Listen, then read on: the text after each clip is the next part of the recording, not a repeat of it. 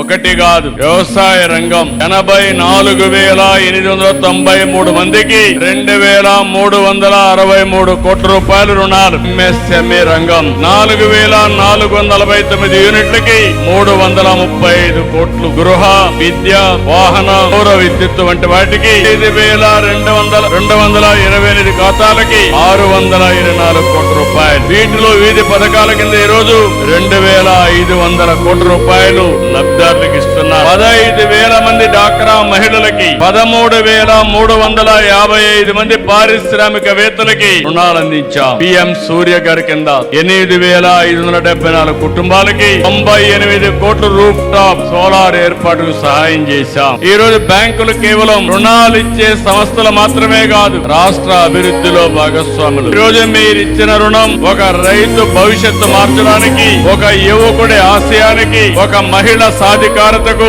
పారిశ్రామికవేత్త కళలకు పెట్టుబడిగా నిలుస్తుంది, జీవితాలను మారుస్తుంది.